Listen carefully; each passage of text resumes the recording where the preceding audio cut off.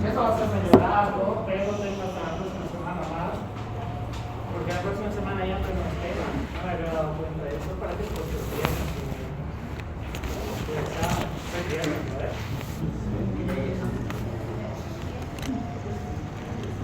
Entonces, voy a hacerlo completo esta parte, que la fisiopatología tampoco es tanta, siempre y cuando sepan esto. Entonces, la fisiología gastrointestinal te dice que todo va a comenzar desde la parte de la cavidad oral, a partir de los dientes, la lengua, en alguna parte del gaitón te dice que inclusive la parte de la respiración y el contacto que tenemos a través de la visión, pues también puede ser un inicio de la fisiología gastrointestinal. ¿Por qué? No está mal, estimula. ¿Qué puede estimular? Cuando ustedes ven su plato favorito frente a ustedes, ¿qué va a suceder en ese momento? Apetito, empiezan a salivar. Entonces, la literatura de Guyton te dice que la presentación de la comida también tiene un factor para el inicio de la fisiología gastrointestinal, ¿ya? Por ese motivo, pues va a ser muy diferente a que les muestre un batido que parezca comida de perro, ¿no? Y que huela a comida de perro. Ahí, ¿a quién se lo van a antojar? Entonces, tenemos que saber que tenemos tres tipos de fases: la fase oral o la fase esofágica, la fase gástrica y la fase intestinal, ¿ya? Entonces, estas tres fases van a ser sumamente importantes porque también vamos a poder determinar la formación del bolo alimenticio, la formación del quimo y la formación del kilo con Q, del kilo, ¿ya? Entonces, la conformación en las diferentes partes que vamos a tener, a partir del epitelio, con el muscular mucosal, la lámina propia, la submucosa, los plexos submucosos, el plexo mientérico, los músculos circulares y los músculos longitudinales, van a ser importantes. ¿Por qué? Porque vamos a tener dos tipos de sistemas: un sistema nervioso extrínseco y un sistema nervioso intrínseco, en la cual el sistema nervioso extrínseco, vamos a ver que el principal estímulo que vamos a tener va a ser a partir de la parte simpática y la parte parasimpática. Ya me olvido que hay gente atrás. La parte simpática y la parte parasimpática, ¿ya? Entonces, a partir de estos estímulos vamos a ver que en la parte parasimpática, que principalmente vamos a hablar del nervio vago o también del nervio pélvico, pues esta va a estar estimulada principalmente por la acetilcolina, ya la acetilcolina, en la cual vamos a ver cómo en el plexo mientérico y en el plexo submucoso vamos a tener como neurotransmisor principal la acetilcolina. Que estos van a ser puntos importantes porque el estímulo vamos a poder llevarlo a través de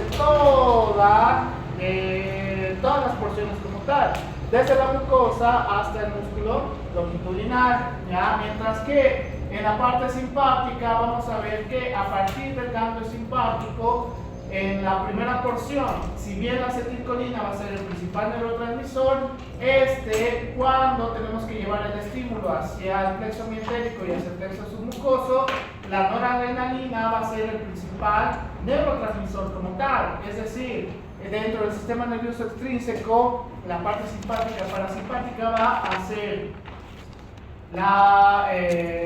¿qué funciones vamos a tener? Fácil. ¿Qué? Estamos hablando de gastrointestinal. Peristaltismo. ¿Ya? Peristaltismo. Entonces, uno va a estar encargado de incrementar el peristaltismo y uno va a estar encargado de disminuir el peristaltismo, ¿ya? Por el cual, todas las funciones que vamos a tener a partir del sistema nervioso extrínseco va a ser sumamente esencial, mientras que la diferencia con el sistema nervioso intrínseco es que este va a comenzar a partir de mécano y quimiorreceptores a partir de la mucosa. ¿Cómo? Secreción de enzimas. No está mal, secreción de enzimas, secreción de ácido clorhídrico, secreción de hormonas, ¿qué más? A través de los mecanorreceptores.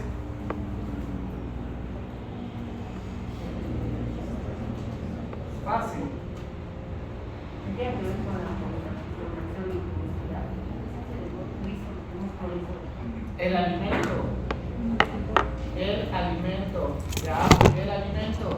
Pues el contenido alimenticio también puede ser un mecanismo de activación a través de los mecanorreceptores. Entonces, los mecanorreceptores van a ser un estímulo a través del plexo submucoso. El plexo submucoso va a ser un estímulo a las células endocrinas, las cuales van a estar encargadas de mayor cantidad de secreción de hormonas gastrointestinales. Estas, a la par, van a ser un estímulo hacia las células secretoras, por el cual vamos a empezar a tener un proceso de retroalimentación constante a partir de los mecano y quimiorreceptores, que estas van a ser importantes para poder estimular el resto de las partes, como el plexo submucoso, el músculo circular, el plexo mientérico y el músculo longitudinal, que irónicamente todas estas también van a poder estimular la parte simpática y la parte parasimpática, solo que los estímulos, hablando desde la parte intrínseca y la parte extrínseca, son distintos, ¿ya? Pero pueden funcionar a la par, es decir, solamente estimulando la parte simpática y la parte parasimpática con la parte extrínseca podemos hacer peristaltismo, o con el sistema nervioso intrínseco. No solamente vamos a hacer la activación del peristaltismo, sino que también podemos empezar a estimular células secretoras o estimular células endocrinas, y todas van a ser esenciales para la funcionalidad gastrointestinal, ¿ya? Entonces, qué buen cuadro. Entonces, como habíamos visto, la parte parasimpática y la parte simpática van a ser importantes, los cuales van a estar se me ha ido la palabra, van a estar regulados, sobre todo la parte simpática, por ganglios simpáticos como tal. ¿Cuáles? Los de aquí, los que están en las neuronas. Nombres. Es que vienen de acuerdo a por el lugar por donde salen de cada vez de los Nombres. sería de cervical 1 a cervical 7. No. Tienen nombres específicos los ganglios simpáticos. Ya, ahorita vamos a hablar de eso.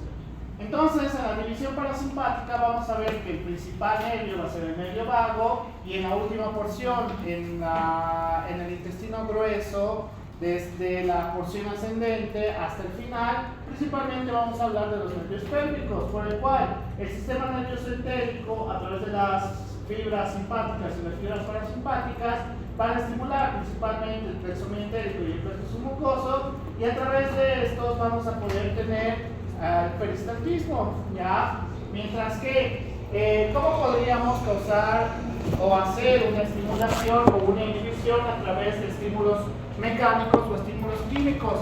Vamos a ver que en la luz intestinal, a través de estímulos mecánicos o estímulos químicos, vamos a tener una neurona sensitiva mecánica química, las cuales vamos a tener dos vías como tal, una vía ascendente y una vía descendente. La vía ascendente va a ser encargada de llevar estos estímulos hacia una neurona motora excitadora, que va a funcionar a través de acetilcolina y sustancia P, por el cual cuando se estimula y con la liberación de estos neurotransmisores vamos a tener contracción a nivel del músculo gastrointestinal, ya que eso se derivaría en peristaltismo, mientras que la vía descendente va a estar relacionada con la neurona motora inhibidora, que estos a través del óxido nítrico va como neurotransmisor, puede estar relacionado directamente con la relajación, ¿ya? Es decir, cuando vamos a usar la vía extrínseca relacionado con los estímulos mecánicos y estímulos químicos, podemos ir a través de dos vías. Puede ser por la vía ascendente o puede ser por la vía descendente, los cuales van a estar relacionados con estímulo o inhibición, ¿ya?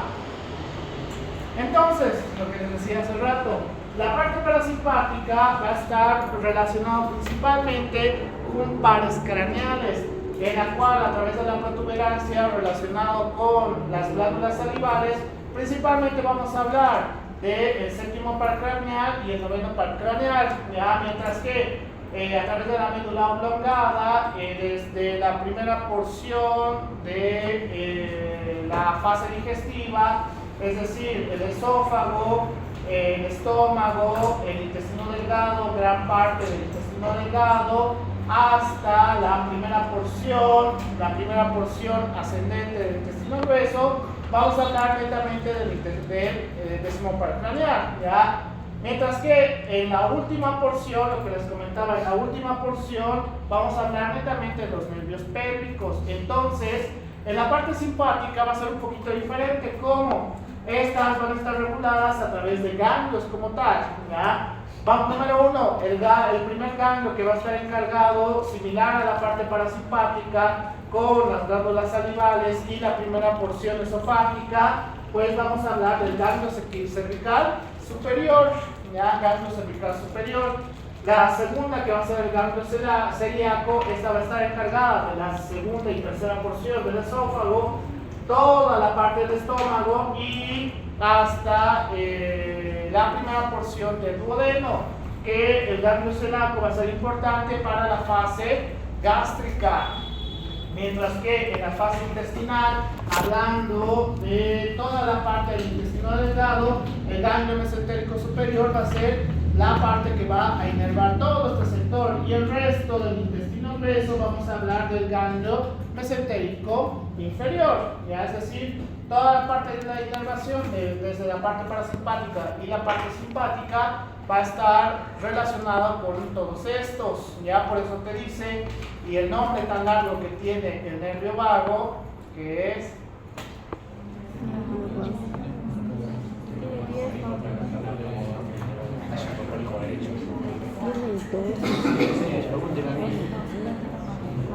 la trasera. Te dice, a ver, el nombre largo del décimo par craneal técnicamente no es ese su nombre, sino que es un mnemotécnico para aprenderse toda la inervación, ¿ya?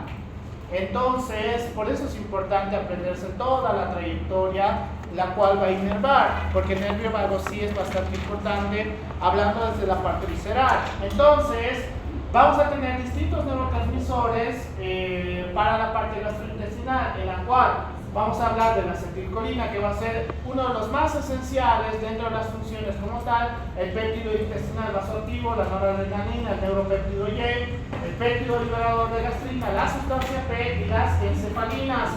La acetilcolina va a estar directamente relacionada con la contracción del músculo de la pared, relaja los esfínteres, aumenta la secreción de saliva gástrica y pancreatina, ¿ya? La noradrenalina va a ser encargada de relajar el músculo de la pared, contraer los esfínteres, disminuye las secreciones salivales, es decir, cuando tenemos activación de la acetilcolina va a tener una acción en específico y la noradrenalina va a ser totalmente lo contrario. Por eso, cuando veíamos la relación del sistema intrínseco, hablamos una parte de activación propiamente de la parte simpática, con la parte parasimpática con la acetilcolina, mientras que la parte simpática con la adrenalina. ¿Por qué? Porque van a ser totalmente lo contrario. Entonces, a partir de esto, es importante determinar todas las funciones de los neurotransmisores desde la parte gastrointestinal. ¿Qué hormonas vamos a tener? La colecistocina, el péptido insulinotrópico, dependiente de la glucosa, la gastrina, la motilina y la secretina. Dentro de las hormonas de la parte parácrina vamos a tener la histamina, las prostaglandinas y la somatostatina. Entonces, todas estas van a ser importantes dentro de la parte exócrina. ¿Por qué? Porque cuando tenemos la activación a través del músculo metérico, pues estas van a ser importantes. ¿Por qué? Porque también pueden tener aumento de las secreciones enzimáticas, liberación de insulina, aumento de la secreción de ácido gástrico, incrementa las contracciones a nivel gastrointestinal y los complejos motores migratorios, ¿ya? Entonces, no solamente vamos a tener la activación de la parte de los neurotransmisores, sino que a partir de las hormonas también podemos tener mayor cantidad de secreción de las funciones en lugares específicos, ya sea en la parte gástrica, ya sea en la parte del páncreas, ya sea en la parte intestinal, etcétera, etcétera. Por ese motivo tenemos que saber bien las funciones de todas las hormonas y de todos los neurotransmisores, ¿ya? Así, tienen que saber gastrointestinal. Qué bien. Entonces, esto tendría que estar más adelante, pero bueno, ustedes ya son más capos. A ver.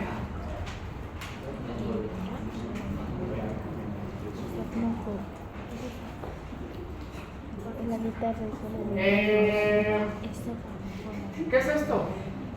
¿Qué técnica radiológica es? De contraste. Con contraste. Entonces, ¿por qué tendríamos esta imagen? Medio esófago.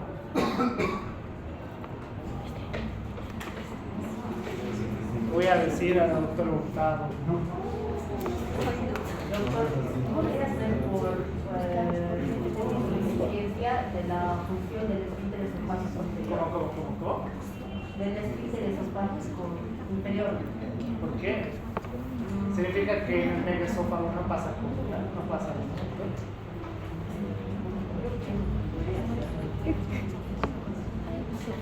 No. Ya, en el megaesófago, que principalmente se puede dar en qué patología. ¿En qué patología? ¿Qué patología podemos tener en el megaesófago?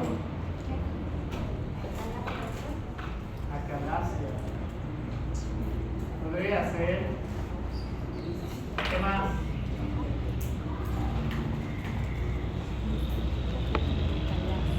Megaesófago. A ver, muéstrame todos a su esófago.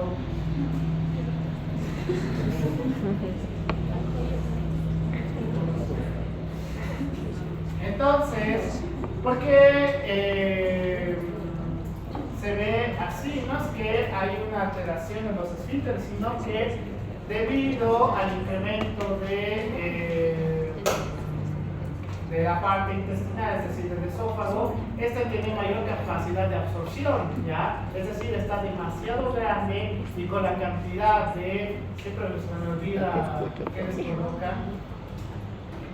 Yodo radioactivo, ¿no? ¿Qué? Entonces, cuando colocamos esta gran cantidad y hay alteraciones de este tipo, esta parte tiene mayor capacidad de absorción, ¿ya? Con el cual, cuando colocamos, pues, y empezamos con la irradiación a través de los rayos X, tenemos esta imagen, por el cual las funciones pueden verse alteradas desde todas las fases como tal. Si se altera el esófago, ¿qué trastornos podríamos tener? Me olvido que ustedes están en quinto. Ustedes ya me pueden responder todas estas cosas. ¿Qué trastornos podemos tener? A partir del esófago. ¿Qué? A ver, otra vez. No te he escuchado. Flores. Ríos. Eje. Daño esofágico.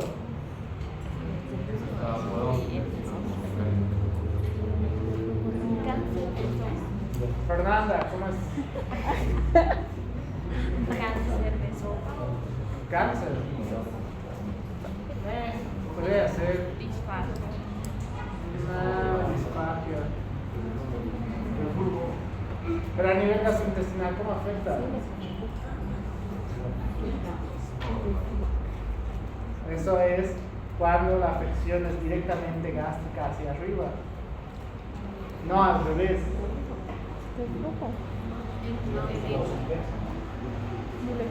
A ver, ¿cuál sería una de las principales lesiones a nivel de esófago? Yo conozco dos en realidad. ¿Qué? Lesiones esofágicas directas. ¿Debido a qué? ¿O úlceras debido a qué?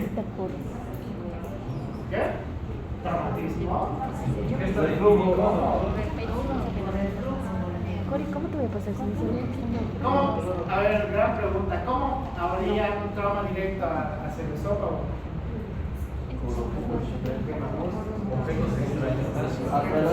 Eso ya no es un trauma directo, eso es tragar. El diagnóstico te voy a pasar. Eso tal vez, pero tendría que adivinarle exactamente el medio. Recién me ha llegado. Partes anatómicas. Bien, el consumo de sustancias nocivas, las cuales hagan contacto con la parte esofágica, por ejemplo, ¿qué? Ácido, ¿quién consume ácido? Las soluciones ácidas o alcalinas para intentos de suicidio, por ejemplo, ¿qué creen que toman para suicidarse?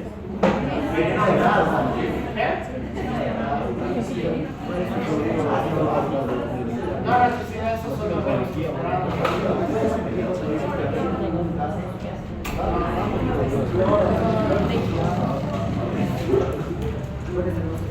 fácil. Consumo de gasolina, diésel, con lo que le daban el piso, que se llama lavandina. Cuando consumen esto, esta siempre es contacto directo con la parte esofágica, por el cual puede crear úlceras. Silencio, les voy a tomar un examen. Puede crear úlceras y por el cual va a crear una perforación esofágica, ¿ya? Entonces, ¿qué tenemos que hacer? ¿Qué hacemos? ¿Qué hacemos? Lavado. ¿Está? Díganme las indicaciones de colocación de sonda nasogástrica. Y díganme las contraindicaciones.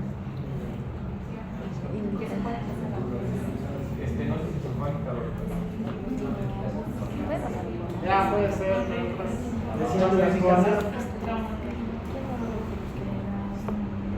Ya puede ser. No tanto así, pero puede estar con indicación relativa.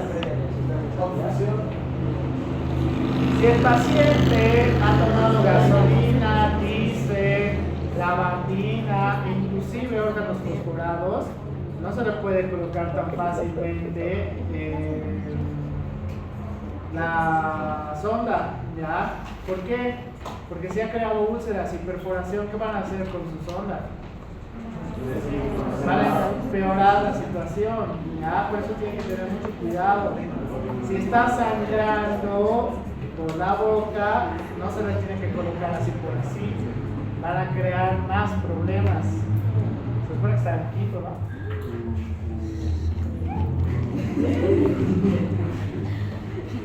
Entonces, ¿cómo va a funcionar en la parte gastrointestinal? Las diferentes partes de las hormonas o las secreciones. A nivel de la gastrina vamos a ver que va a actuar en mayor cantidad en el parte del duodeno, mientras que el péptido inhibidor dependiente de la glucosa va a actuar principalmente a nivel del duodeno y el yeyuno. La motilina va a actuar igualmente a nivel del duodeno y el yeyuno. La colecistocinina actúa principalmente en la segunda porción del duodeno hasta parte del ilion, y la secretina va a actuar igualmente como la colecistocinina en parte del duodeno hasta final del yeyuno, ¿ya? Es decir, su factor inicial de secreción va a ser en estos lugares hasta su acción final en las diferentes porciones. Entonces, qué fácil. ¿Qué te dice el Guyton relacionado con el inicio de la alimentación? Que las piezas dentales son esenciales. ¿Por qué? Les voy a matar si no saben esto. ¿Qué pasa si no tengo caninos? ¿Qué pasa si no tengo molares? Aquí bien si saben eso. Entonces, cuando comenzamos el proceso de la masticación, te dice que comienza la alimentación, es decir, al inicio de la masticación vamos a tener la primera o los primeros estímulos para la motilidad gástrica y además el comienzo de las secreciones a nivel gástrico intestinal, es decir, ¿qué no deberían hacer? ¿Qué no deberían hacer? Como si fueran patos o gansos, ¿no ves? Pero ¿acaso consumen así sus alimentos? No, ¿no ves? O bueno, no sé, no los conozco.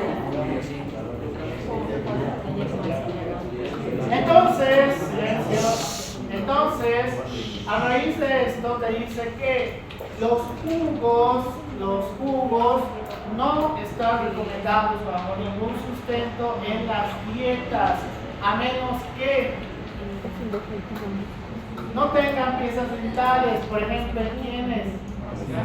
Ancianos y neonatos, bebés, neonatos. ¿Quiénes más? Pacientes diabéticos, ¿por qué? ¿No saben por qué? Los pacientes diabéticos tienen pérdida de piezas dentales, por si acaso. El problema de los pacientes diabéticos es que a ellos no se les puede poner ninguna prótesis. ¿Por qué? Porque no va a parar de sangrar, ya no va a parar de sangrar. Entonces, salvo estos tres casos, se les puede dar alimentos en tipo puré o alimentos en jugos, ¿ya? Entonces, la fisiología gastrointestinal te dice que las dietas a base de jugos, jugo de fruta, jugos verdes, no debería ser aplicada porque alteras la fase cefálica, ¿ya? Es decir, ya no hay la secreción adecuada de glándulas salivales, lo que me lleva a la segunda. Las glándulas salivales, que estas van a ser sumamente importantes. ¿Por qué? ¿Cuál es el contenido de las glándulas salivales?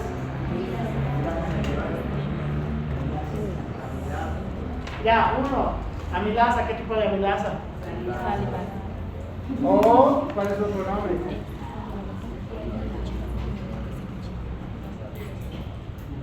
Alfa amilasa, ¿qué más?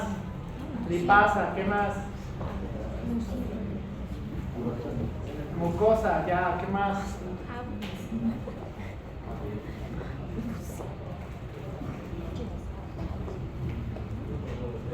¿Qué más?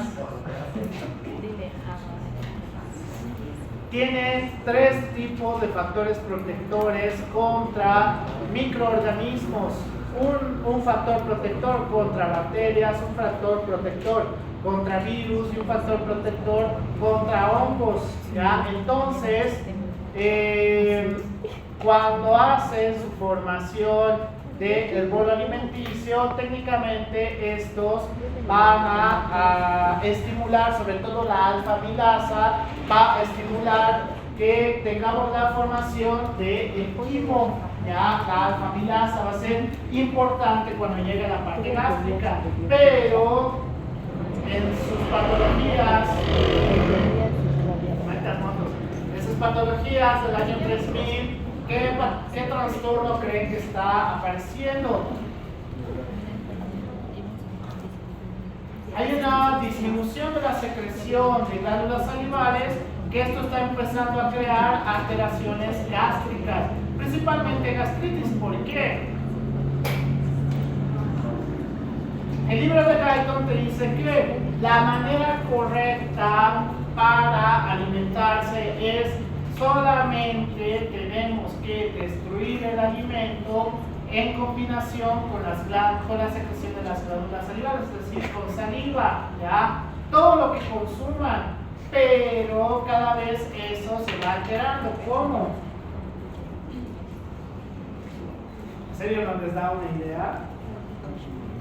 ¿Cómo se va alterando eso? ¿Por qué tienen una disminución de la secreción de las glándulas salivales? Porque la gran mayoría de alimentos acompañan con algún líquido.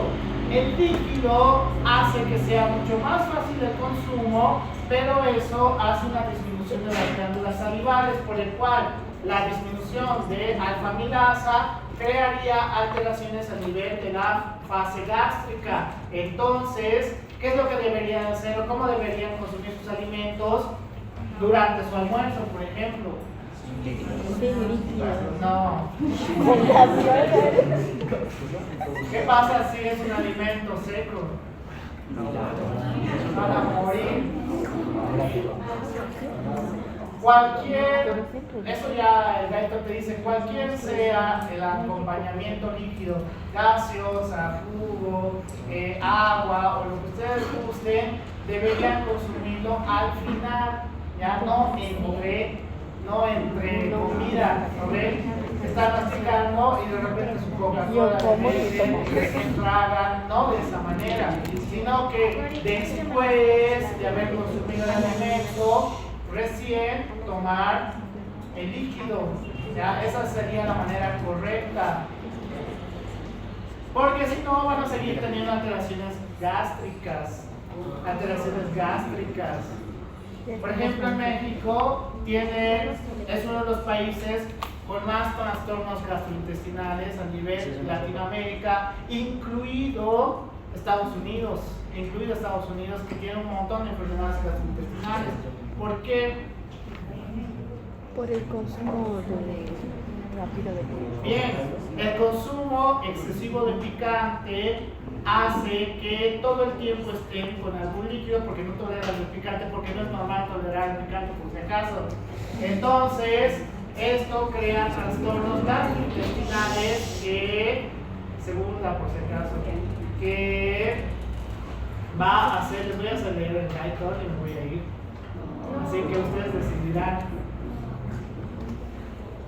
Entonces,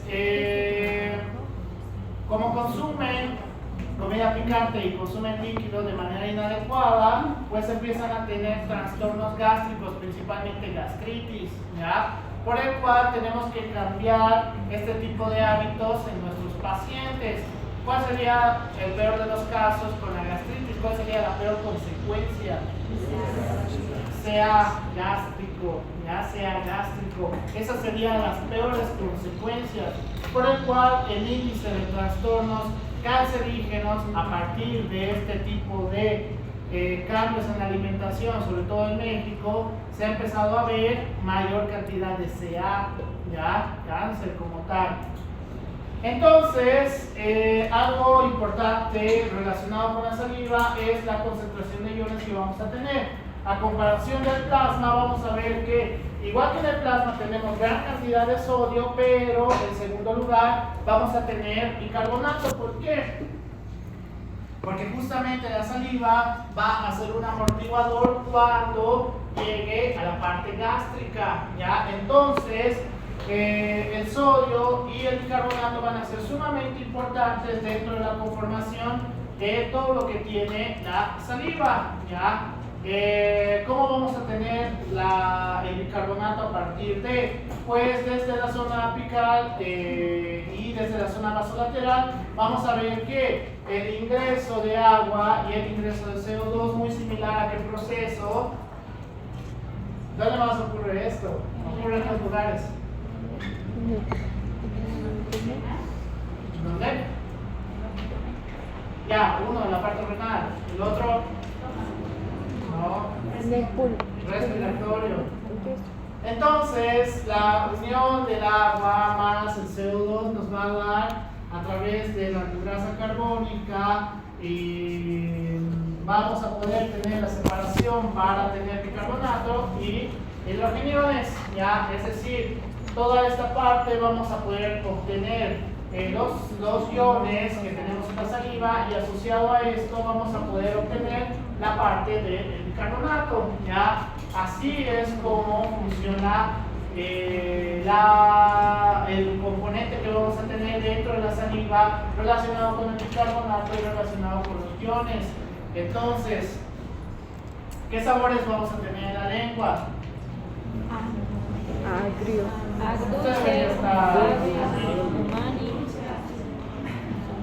No dice. Ya. Antes, y lo que a mí me han enseñado de que ahora está mal, si alguien les enseña, está mal por si acaso, y eso no me da miedo decirlo. Antes se pensaba que teníamos un mapa igual, ¿ya? En la cual en la base teníamos el sabor amargo, en casi toda la parte de la lengua el ácido, justo cerca de la punta salado y en la punta dulce. ¿Y cómo sabemos que esto era erróneo? Hay una manera fácil de comprobarlo. No. Cuando ustedes se queman la lengua, digamos que se han quemado la punta de la lengua, ¿ya lo perciben solo dulce? No, sino que ya no perciben nada si se han quemado sobre la punta. ¿Por qué? Porque hay daño en las papilas gustativas, ¿ya? Entonces, este mapa no tiene nada que ver con la actualidad, sino ahora sabemos que a través de los poros gustativos vamos a tener diferentes tipos como tal, que va a ser el tipo 1, tipo 2 y tipo 3. El tipo 1 que tenemos en el 60% del poro gustativo, pues este va a estar relacionado con el sabor salado, ya, con el sabor salado. Mientras que el tipo 2 vamos a tener receptores que nos van a decir los sabores dulce, amargo y umami. ¿Cuál es el sabor umami? Espera, a ver, ¿otra vez? Carnes. ¿Qué? No. ¿Qué? A ver, Mauricio, otra vez. Se suponía que el sabor umami es lo que percibe el oído. Sabor agradable. Sabor delicioso, ya delicioso. Pero normalmente está relacionado con el glutamato, ya está relacionado con el glutamato.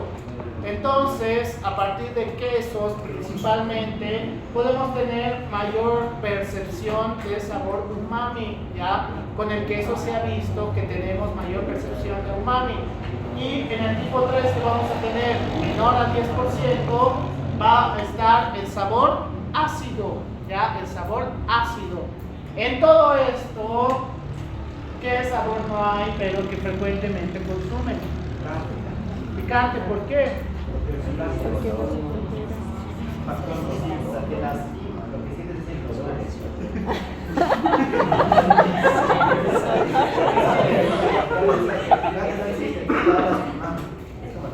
A ver, el picante es solamente una defensa de la planta para evitar que la consuman. Es decir, en la naturaleza empiezan a crear estos factores picantes para justamente los animalitos pues eviten el consumo, pero los animalitos de dos patas dijeron, uy, qué delicioso sentir dolor. Entonces vamos a empezar a colocar picante en la comida, lo cual sí está equivocado por si acaso. ¿Cuál sería el mayor de los problemas que consuman grandes cantidades de picante? Trastornos gastrointestinales, desde gastritis, puede ser un factor estimulador para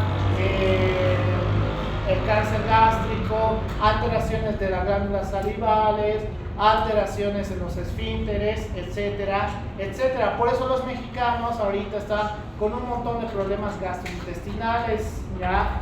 Espero que aquí en Bolivia no llegue esa sensación de poner picante absolutamente todo. ¿Por qué? Porque allá tienen refrescos picantes, papas picantes, pipocas picantes, dulces picantes, todo, absolutamente todo viene picante, ¿ya? Espero que acá no llegue y tampoco sea un gusto adquirido. Por el cual, ¿por qué algunos tienen la capacidad de poder identificar los sabores mucho mejor a diferencia de otros? Va a estar relacionado con la mayor cantidad de poros gustativos que tengamos como tal, es decir, a mayor cantidad de poros gustativos, pues vamos a tener mayor capacidad de identificar sabores, ¿ya? Por el cual, qué sé yo, ustedes salen con alguien de medicina, le preparan su plato favorito y van a decir, qué bien, estaba un poco salado, pero estaba muy rico. Ahora si salen con alguien de hotelería y turismo, pues que ellos tienen que ver más con el aspecto de comida. Uy, tenía un poquito de romero, estaba al punto con la sal, tenía asociado un poco de pimienta. Es decir, realmente puede identificar los sabores. Tiene que ver con qué. ¿Cómo podrías desarrollar más? Comiendo más. Que prueben más alimentos, no que por comer pollo de acá en la esquina, pues de lunes a sábado van a tener una mayor cantidad de los poros gustativos. No funciona así. Lo que me olvidaba, como el 60% del tipo 1 de los poros gustativos representa el sabor salado. Por este motivo, la gran mayoría de personas, ¿qué hace cuando una comida no tiene sabor? Exacto. ¿Por qué? Porque está estimulando la mayor cantidad de proporción del poro gustativo como tal. Así funciona. Por eso a todo le quieren echar sal, hasta a su expareja, ¿no ve? Podemos tener una alteración en el caso de las glándulas salivales. ¿Qué sería la imagen? Entonces que ya están en quinto. Ustedes sí me deberían responder.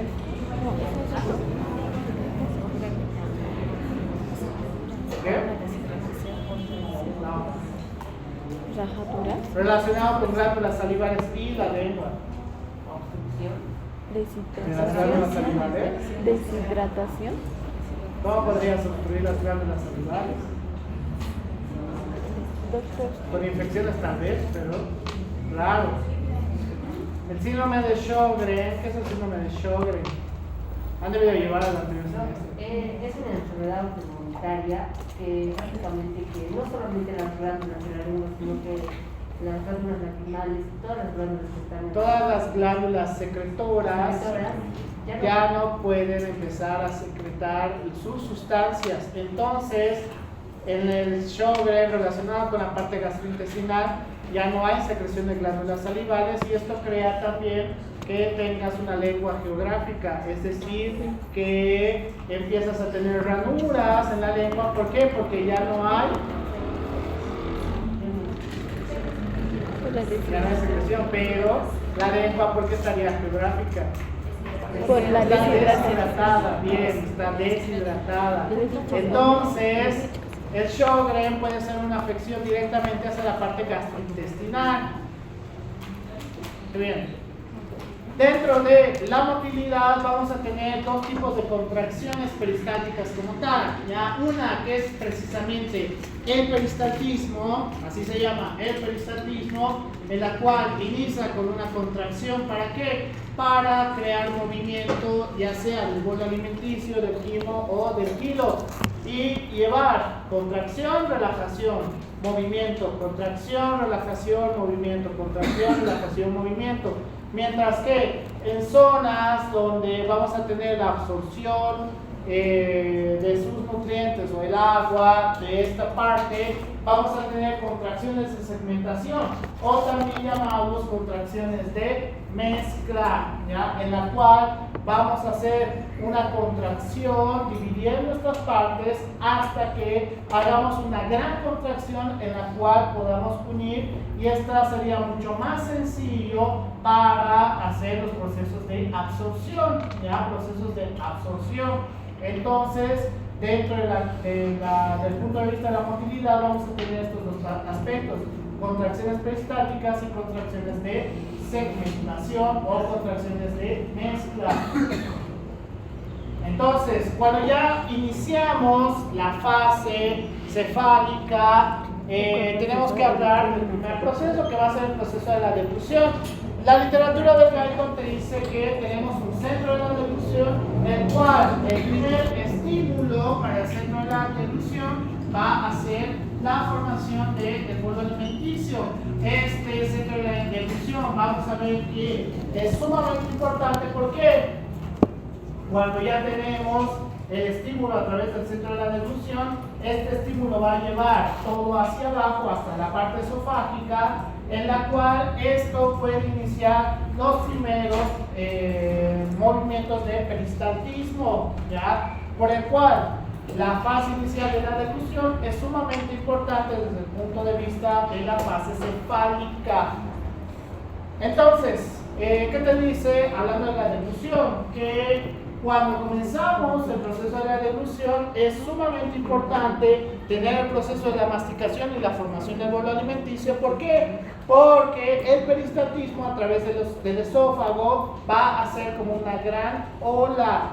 ¿A qué nos vamos a referir?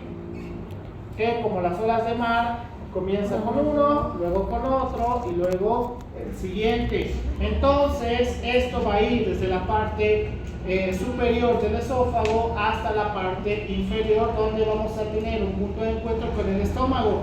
Que esto también es importante, ¿por qué? Porque la motilidad, este movimiento también estimularía para el inicio del peristaltismo a nivel del estómago, ¿ya? Además que estas olas o movimientos peristálticos también van a ayudar a poder aperturar el esfínter esofágico inferior, ya el esfínter esofágico inferior. ¿Para qué? Para que pueda llegar el bolo alimenticio. Entonces, ¿qué fases o qué cambios vamos a tener dentro de la fase de efusión? Número 1. En la primera fase vamos a poder identificar todas las partes como el paladar duro, el paladar blando, la epiglotis, la tráquea, todo anatómicamente normal. En la segunda parte vamos a ver que la lengua va a forzar el alimento hacia atrás e inicia un reflejo de deglución, en la cual el paladar blando es accionado hacia arriba para cerrar el acceso a la nasofaringe. Y en la última parte vamos a ver que la laringe y el hueso hyoide se mueven hacia arriba y la epiglotis cierra el acceso a la laringe. El esfínter esofágico superior se relaja para hacer su apertura y permitiendo que el bolo alimenticio entre al esófago. Creo que está en la siguiente, me acuerdo, sí, está. Entonces, hasta acá tendríamos la primera parte de la fase de deglución, ya, por el cual, cuando ya vamos a hablar de la última fase de la deglución, en la cual, ¿cuáles serían sus funciones del esófago?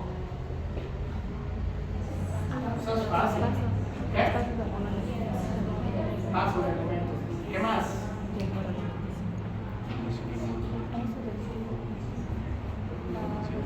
¿Qué más? Paso de alimentos. ¿Qué más? Elizabeth. Eso no, esos son los esfínteres. Melanie. Micaela.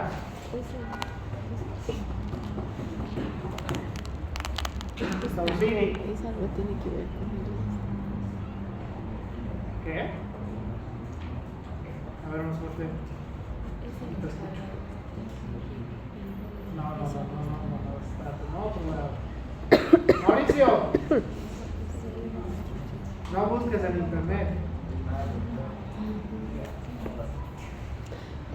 Lisbeth. No. Deina. Claro, pero tiene es realidad. No, Mandel. No, tampoco. Taicha. Mucha. eso está grave. A ver. ¿Qué? No.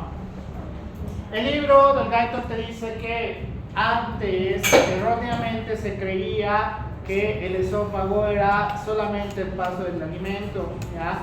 Solamente el paso del alimento. Ahora se sabe que, si bien es una parte esencial para llevar el alimento desde la parte de la boca hacia la parte del estómago, esta también va a tener una secreción mucosa en la cual va a ayudar a, en caso el alimento pues tenga un pH mucho más ácido, lo amortigua también, y además asociado al peristaltismo, el peristaltismo que vamos a tener a nivel esofágico va a hacer que comencemos el peristaltismo a nivel estomacal también, ¿ya? Esas son las tres funciones que nos dice el Guyton. Entonces, ¿por qué? Porque, mejor les voy a preguntar, ustedes están en quinto. ¿Cuál porción intestinal tenemos si, digamos, yo trato de suicidarme estúpidamente con gasolina y me daño el esófago? ¿Qué porción intestinal me pueden colocar para que siga teniendo la parte del esófago para que me alimente? 21. Porción intestinal. Intestino grueso. Ileo. Duodeno. El duodeno no se puede, por si acaso.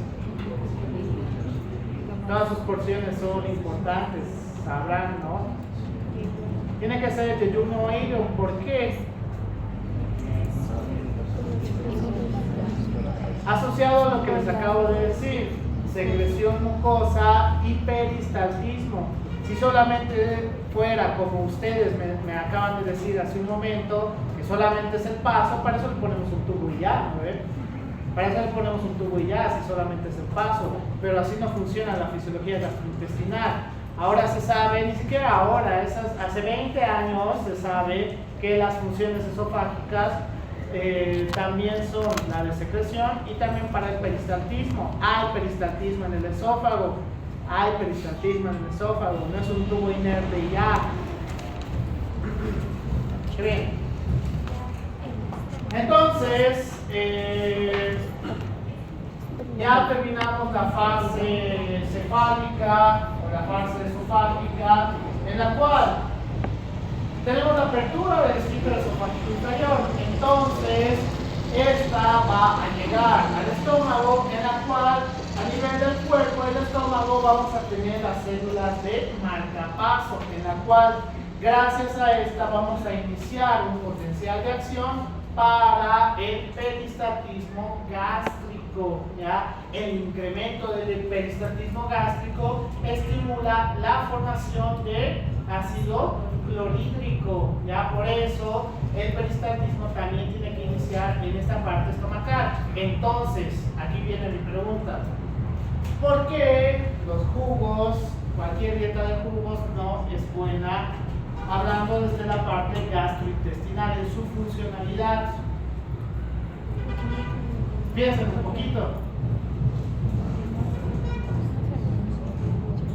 ¿Por qué?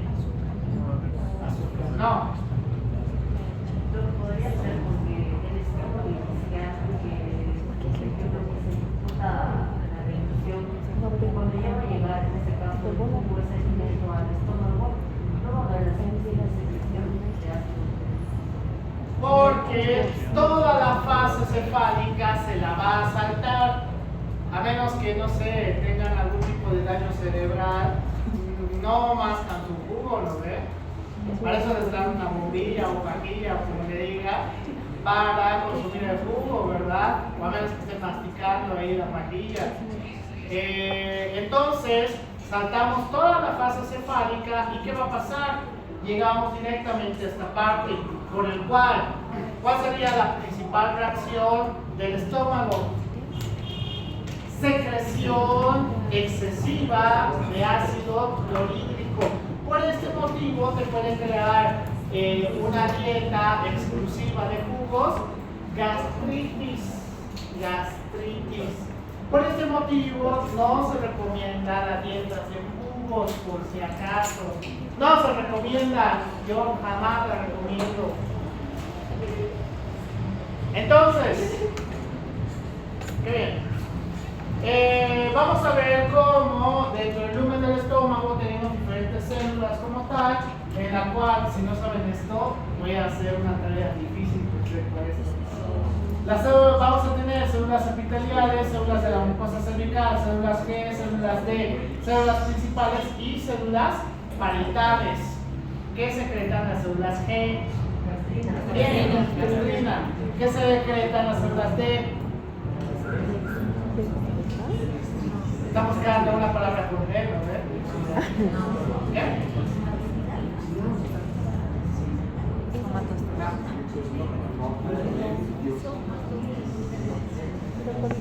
¿Qué secretan las células D?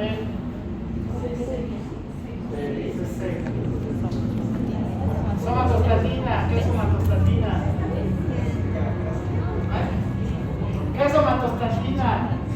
Es el factor inhibidor para las células parietales. ¿Qué secretan las células parietales? Ácido clorhídrico. Bien, ácido clorhídrico. ¿Y las células principales? Pepsina. ¿Qué? Pepsina. Ya, bien, pepsinógeno. ¿Qué es el pepsinógeno?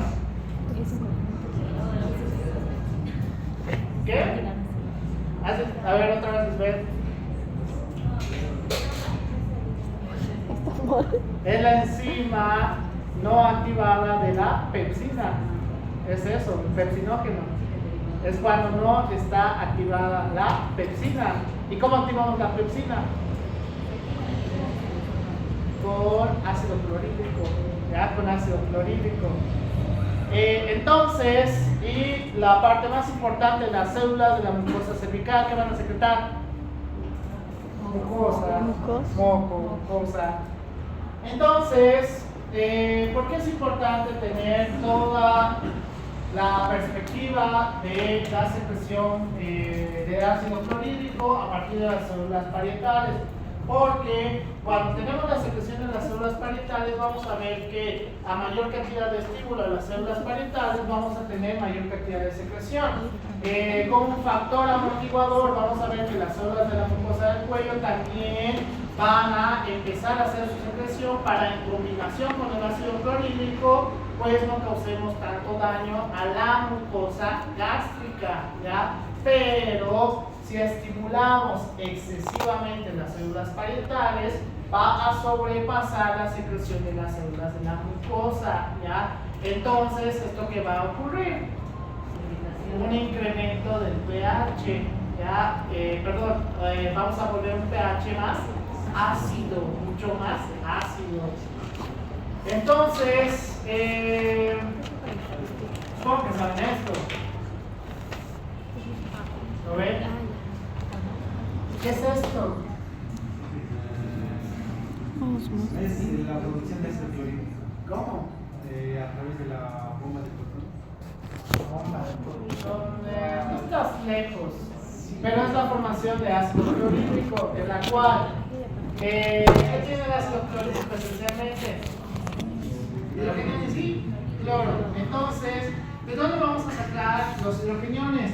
Pues igualmente, como habíamos visto en la anterior diapositiva, con la unión del oxígeno más, del dióxido de carbono más agua, pues podemos tener la formación de hidrogeniones y bicarbonato, pero la parte más esencial que vamos a necesitar es los hidrogeniones, por el cual, para llevar a la luz del canalículo, vamos a hacer un intercambio con una bomba a través de los hidrogeniones y el potasio, ¿ya? El potasio, entonces vamos a tener más ingreso de potasio hacia la célula parietal, que esto también nos va a ayudar ¿para qué? Para que dentro de la célula parietal podamos llevar esa cantidad excesiva de potasio a través de una bomba muy similar a sodio potasio TPasa para llevarlo al líquido intersticial y tengamos mayor cantidad de sodio en el líquido intersticial, ya como debería ser. Entonces, esto nos va a ayudar que con la salida de sodio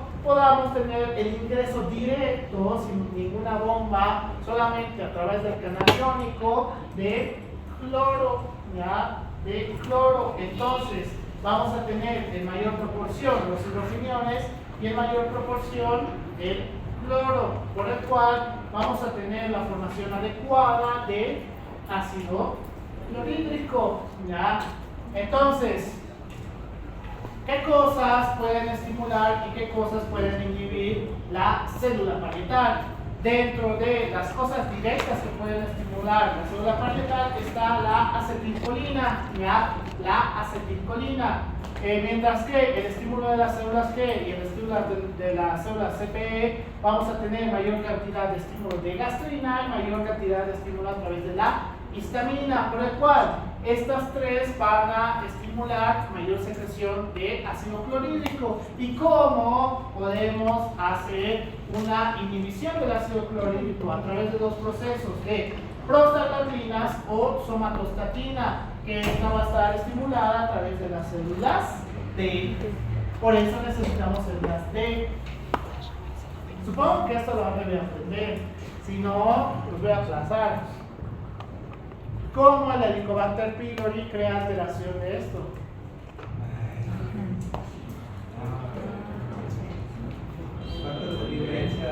¿Qué? Como pensá otra vez lo que me estás diciendo. El Helicobacter pylori, factores de virulencia.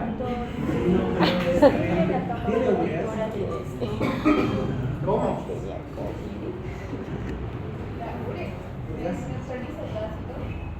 ¿Cómo? El ácido. Las proteínas se modifican. A ver, pregunta, ¿el Helicobacter vive en un medio ácido o en un medio alcalino? Si no es uno es el otro, ¿no? Decídanse. Ya, vive en un medio alcalino. Lo que hace es reducir la secreción de ácido clorhídrico. Entonces, ¿por qué te da gastritis? Como un factor de retroalimentación, empieza a tener mayor cantidad de secreción de ácido clorhídrico, ¿ya? Mayor cantidad de ácido clorhídrico. ¿Cuándo? Cuando comen. ¿Por qué? Porque el pH no tiene que estar alcalino, ¿ya? Entonces, esto hace que tengamos mayor cantidad de secreción de ácido clorhídrico debido al Helicobacter pylori. Entonces, sobrepasamos la gran cantidad tenemos un pH mucho más ácido que deberíamos tener, que irónicamente esto no lo va a matar al Helicobacter pylori porque ya está asentado en la mucosa gástrica debido a la parte alcalina que ha podido crear, ¿ya? Entonces, ¿por qué el mejor? Es que olvido que son de equipo. ¿Cuál de todos los tipos de gastritis, cuál es el más difícil de tratar? Primero, díganme cuáles son los tipos de gastritis. A ver, ya uno. ¿Cuál es el Helicobacter pylori? ¿Cuál es el siguiente? Fármaco. Ya, por fármaco. No AINES específicamente, por fármaco. El AINES es de los más importantes, pero los otros fármacos igual pueden crear gastritis. ¿Qué más? Alcohol. ¿Alcohólica? No. Estrés. No está bien la palabra. ¿Qué dice mi amiga estrés?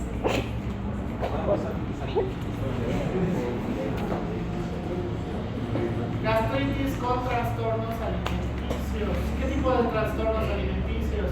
Que no como. Anorexia. Ayuno. Anorexia. Bien, la anorexia no per se.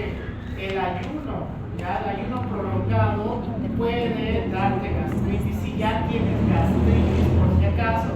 Por eso las personas que quieren hacer ayuno intermitente, una contraindicación es que si tienen este o si tienen gastritis. ¿Por qué? Porque va a empeorar su gastritis o va a empeorar su ERTE.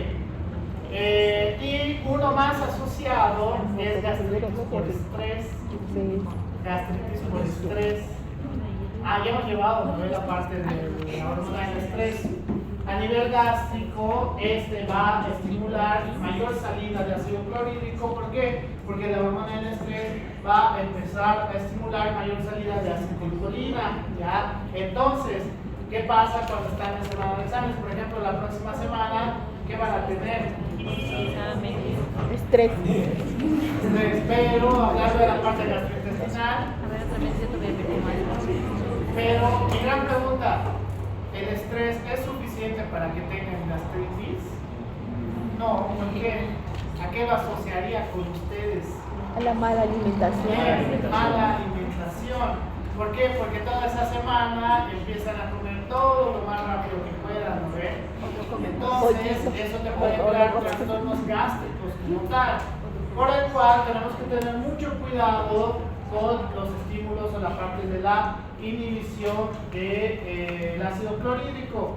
¿Qué otros factores podemos tener? Aparte de la acetilcolina, que va a tener una vía directa con las células parietales, podemos tener con las células G para la secreción de gastrina, que tenemos los vías como tal, que esta puede ir directamente para la activación a través de los canales de calcio, y podamos tener la activación de la bomba de los hidrogeniones con el potasio, o a través de las células SM para la secreción de histamina, y esto a través de la adenilatociclasa, pues tengamos la conversión de ATP en AMP cíclico, que esto va a hacer que tengamos mayor cantidad de activación de la bomba hidrogeniones potasio ATPasa, ¿ya?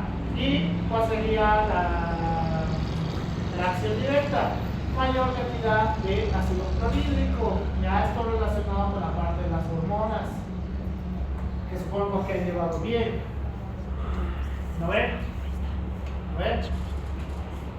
Entonces vamos a tener todas las vías estimuladoras para el ácido clorhídrico y vías de inhibición, ya en la cual todas vamos a llegar al mismo punto. Vamos a alterar la bomba hidrogenión potasio ATPasa, ya para tener mayor cantidad de secreción o una disminución en la secreción. Y no sé si habrán llevado esto, pero aquí es donde actúa el omeprazol.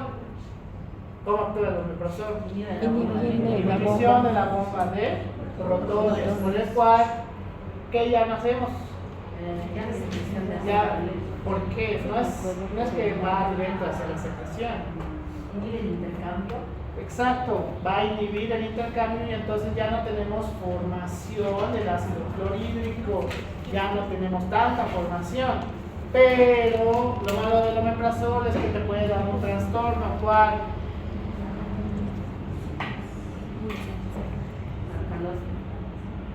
No está mal, ahí me has atrapado, pero tendrías que consumir mucho omeprazol. Algo un poquito más común. Ya no tendríamos una adecuada absorción de vitamina B12, ya vitamina B12 en los pacientes que tienen un consumo crónico de omeprazol. Entonces, el omeprazol solamente se debería dar si no es un uso mayor de 7 días. Si el uso es mayor a 7 días, deberíamos optar por otro medicamento. Hay un montón, no sé si han llevado esta parte del fármaco. Si han llevado, que bien, me van a decir todo. ¿Para qué funciona la ranitidina?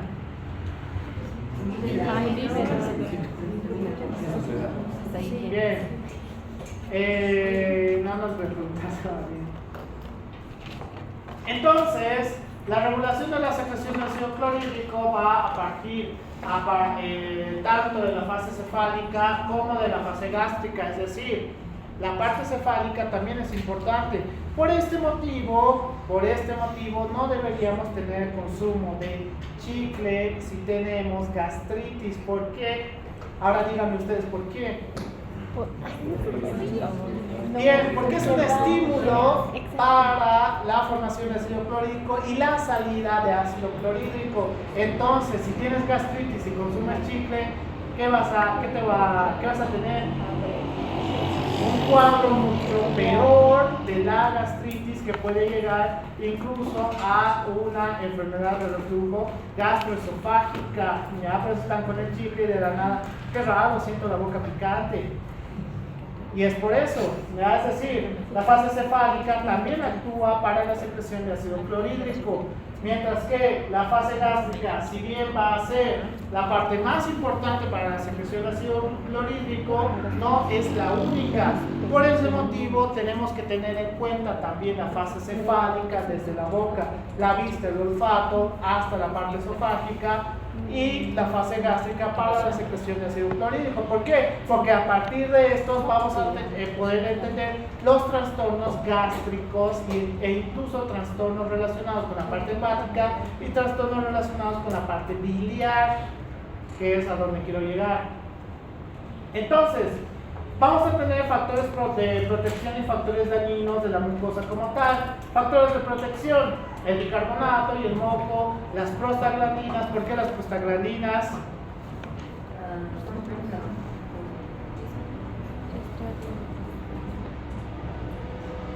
Aquí está, sí, aquí está. Porque las prostaglandinas son un factor inhibidor para las células parietales, es decir, vamos a tener menor cantidad de secreción de ácido clorhídrico.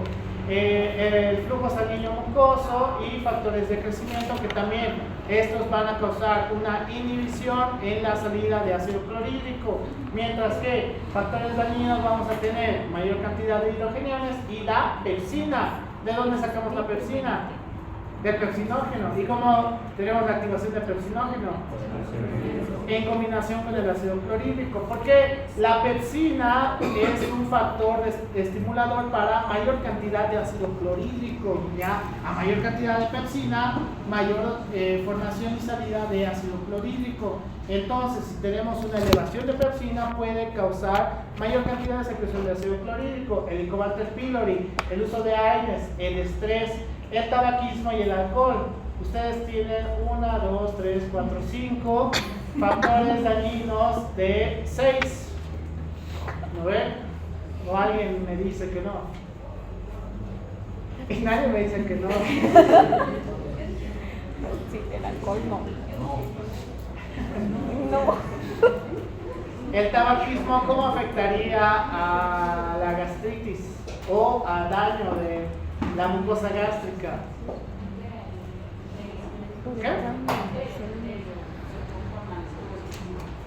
No está mal, pero en teoría no fumas hacia la parte gástrica, ¿no? Tienes que fumar hacia la parte respiratoria, pero no está mal, no te digo que estás mal. Puede ser. ¿Sería un mecanismo similar al de chicle? Bien, la nicotina también estimula la secreción gástrica. Por eso, y eso lo van a ver un poquito más adelante, o se van a acordar, ¿qué hacen algunas personas o en qué les ayuda a que fumen? Aparte de que les baja el estrés. Eso es un mito, por si acaso. En Cuba, para que ya no les haga tanto calor, fuman. No, eso es un mito. O sea, el uso es un mito. El uso del frío y el calor es un mito, porque en Cuba lo usan para el calor. Entonces, no funciona así, es algo más cognitivo.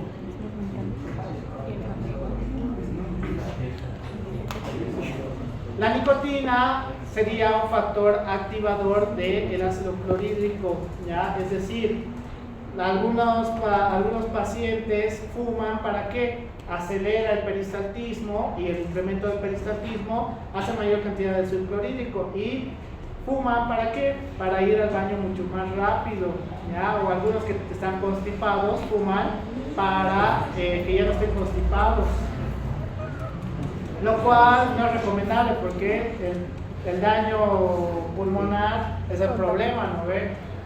Y el alcohol, pues nada que decir, el alcohol sí daña directamente la mucosa gástrica, peor si consumen Solix o no sé qué cosas consumen ustedes. Eso va a causar daño directo hacia la parte gástrica. Eso consume también. Entonces, todo esto es importante como medios para valorar los estímulos de la salida de ácido clorhídrico o daños directos hacia la mucosa. Preguntas para dejar aquí.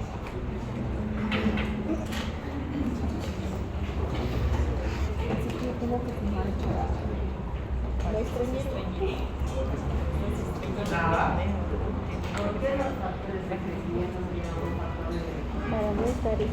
Ya, dentro de los factores de crecimiento se dice que estos van a estar relacionados con una disminución de la histamina y además con mayor cantidad de secreción de moco, por el cual uno de los, ¿qué se llama?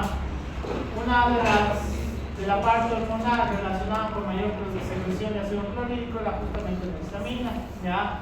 Entonces, los factores de crecimiento también, como van a inhibir la parte de la histamina, pues serían un medio protector. Son importantísimos, como los otros no, pero ayudan.